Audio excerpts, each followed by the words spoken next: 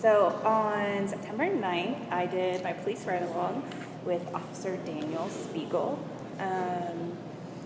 I was called the day before and said, hey, can you do it tomorrow? So I said, okay, let's go. They tell me to show up at 7:20, and I do, a little early actually, because I have a problem with that.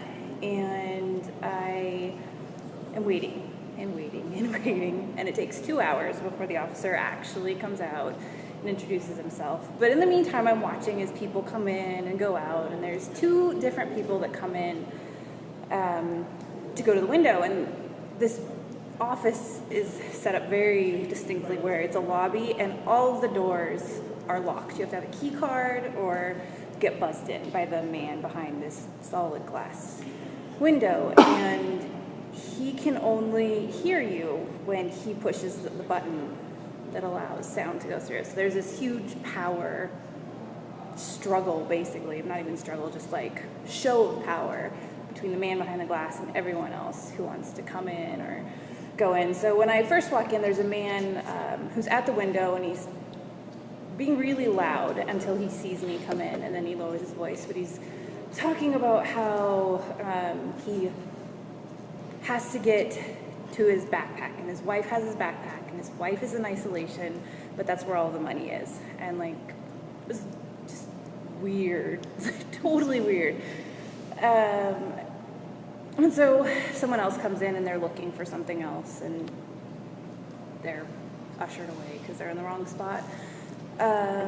Finally, I get in the car, get to meet Officer Spiegler, and we drive to a child welfare check,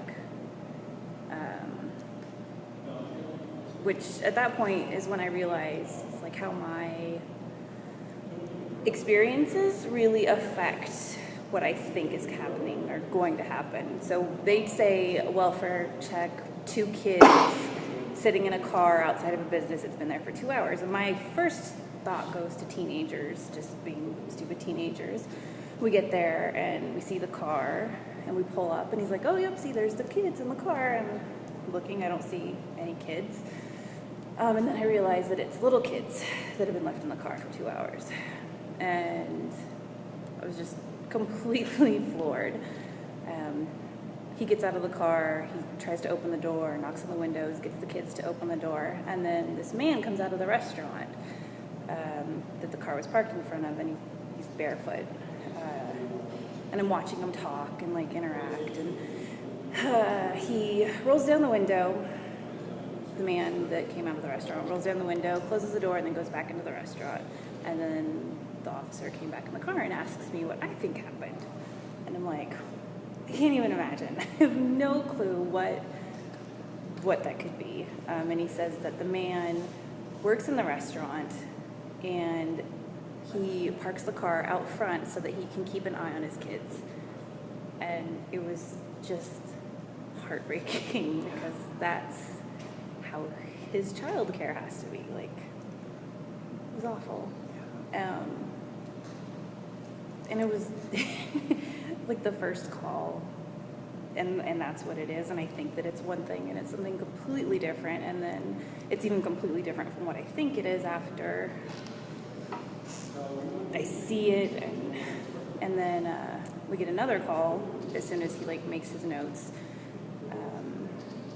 and he turns his lights and sirens on, and we rush off to that call because it's really far away, and like that completely took my mind off of it. And so I don't know if the lights and the sirens are really necessary, but it really took my mind off. So I feel like it did it for me. I don't know, that's silly. Are we at 5 minutes yet? Where is it? 4:19. Nice. All right. Tell us another story. So the second call that we go to is we're driving through Portland with the lights and the sirens. It's just crazy and amazing. Is a domestic abuse or domestic spat, whatever. And it was called in as being a mother and a daughter. And then as we're driving, it gets changed to a mother, a daughter, and then the boyfriend or man. We pull up to a house, and there's this man that's sitting outside, and he looks frightening. To find out that that's not actually the house we're supposed to be at. this landscaping truck comes by and says, no, it's the house on the other side. It's the house on the other side. Like, they're the ones that call the call in. So we drive around. And my officer is actually meeting another officer. So there's the two together. We go up. He's there. Goes in the house. He's talking with them. I'm stuck in the car. And so he comes back and says that the mother and daughter had been yelling at each other, getting into a fight. The boyfriend gets involved to stop it, and at that point, the girlfriend and the boyfriend start fighting. She tells the officer that he pushed her and then left. And so there's really not much that can be done. We leave, drive down the street a little bit. He takes their names and puts them in the computer and looks up their history and sees that they both have domestic calls and arrests, and she's got child endangerment stuff. And then later he talks to the boyfriend. He calls him and talks to him, and he explains his side of the story. He says he didn't actually push her, but then the officer acted like a counselor, not a cop. He's like, you need to think about what's best for the kids. You two have a kid together. Like, if it's not working with you two, that's fine, but you need to do what's good for the kid. And it was really nice to see that non-typical cop stereotype. It was an experience, for sure. The end.